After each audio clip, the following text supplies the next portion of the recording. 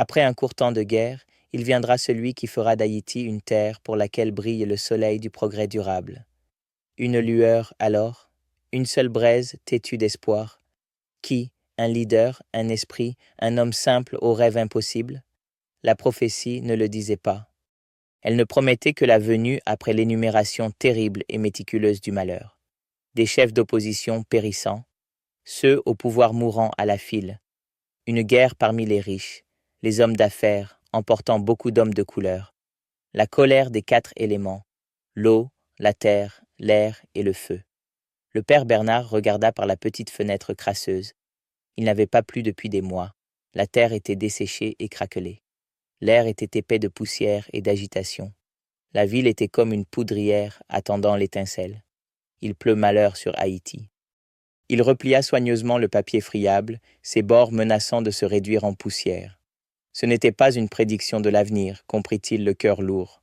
C'était un miroir, un reflet de chaque cycle de violence, de chaque trahison, de chaque espoir désespéré qui avait jamais résonné à travers ces montagnes et ces bidonvilles. L'animiste n'avait pas vu un avenir, mais le schéma tragique et répétitif de l'histoire d'Haïti. La voix d'outre-tombe ne prédisait pas. Elle témoignait d'une douleur éternelle tant que le cycle ne serait pas brisé. Le père Bernard posa le papier au centre de sa table de bois brut, le maintenant avec une pierre du cimetière de l'église. Il ne le cacherait plus. Il le montrerait aux anciens du village, aux mères anxieuses, aux jeunes hommes en colère. Non pour les effrayer avec un destin inéluctable, mais pour leur montrer la carte de la falaise vers laquelle ils avançaient les yeux fermés.